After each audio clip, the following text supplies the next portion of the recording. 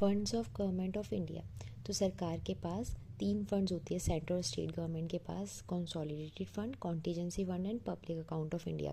तो consolidated fund है, article 266 के फर्स्ट क्लॉज में मेंशन है, गवर्नमेंट जितना भी पैसा इकट्ठा करती है टैक्स से, चाहे वो डायरेक्ट टैक्स है, इनडायरेक्ट टैक्स है, इनकम टैक्स, जीएसटी, कोई भी टैक्स है, या जितनी भी कोई फीस लेती है, कोई चालान काटती है, कोई पेनल्टी लेती है, या जितना भी गवर्नमेंट के बिजनेसेस हैं, गवर्नमेंट ओन बिजनेसेस हैं, जिसे पब्लिक सेक्टर अंडरटेकिंग भी कहते हैं, जैसे ओएनजीसी, पीडब्ल्यूडी डिपार्टमेंट, इससे जितना भी प्रॉफिट मिलता है गवर्नमेंट को, ये सारा पैसा, गवर्नमेंट जो पैसा कमा रही है वो सारा कंसोलिडेटेड फंड ऑफ इंडिया में जाता है। अब जब गवर्नमेंट जितना भी खर्चा करती है, चाहे वो सैलरीज देना है, पेंशन देना है, कोई स्कीम लेके आए हैं, उस पर पैसा लगाना है, या कोई डिफेंस सेक्टर में पैसा लगाना है, कोई इंफ्रास्ट्रक्चर के प्रोजेक्ट में मनी इन्वेस्ट करनी है, वो सारा पैसा एक्सपेंडिचर भी कंसोलिडेटेड फंड ऑफ इंडिया में से ही होता है। अब इस फंड में से अगर पैसा निकालना है, उसके लिए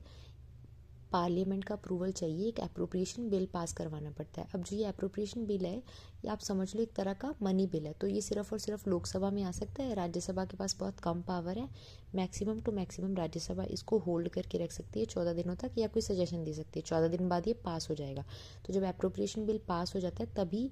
जो गवर्नमेंट है वो कंसोलिडेटेड फंड ऑफ इंडिया से पैसा निकाल सकते हैं कोई खर्चा करने के लिए। अब ऐसे ही एक कॉन्टीजेंसी फंड ऑफ इंडिया होता है जो आर्टिकल 267 में मेंशन है, ये एक तरह का इमरजेंसी फंड होता है। अब गवर्नमेंट को अगर कोई पैसा निकालना है तो कंसोलिडेटेड फंड ऑफ इंडिया से निकालती है, जिसके लिए अप्रूवल चाहिए होता है, बिल पास करवाना होता है। अब अगर कोई इमरजेंसी में पैसे की नीड है तो उसके लिए कंसोलिडेटेड फंड ऑफ इंडिया है। अब सरकार थोड़ा थोड़ा पैसा इसमें डालती रहती है, अब जो कोई भी इमरजेंसी आती है तो मनी इसमें से निकाल के यूज़ कर लेती है। अब जो ये फंड है ये प्रेसिडेंट के अंडर होती है, लेकिन इसको मैनेज फाइनेंस सेक्रेटरी करते हैं। अब पैसा निकालने के बाद पोस्ट पार्लियामेंट्री अप्रूवल, बाद में पार्लियामेंट से अप्रूव करवा लो, उनको बता दो कि फ़ंड किस चीज़ के लिए यूज़ हुई है, कहीं फ़ंड्स का मिसयूज़ तो नहीं हुआ, ये देखने के लिए। अब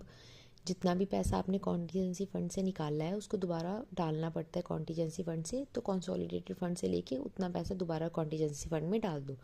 अब थर्ड है पब्लिक अकाउंट ऑफ इंडिया, जो आर्टिकल 266 के सेकंड क्लॉज में मेंशन है, सरकार जितना भी पैसा इकट्ठा करती है स्मॉल सेविंग स्कीम से या पीएफ से, प्रोविडेंट फंड से, वो सारा इसमें जाता है।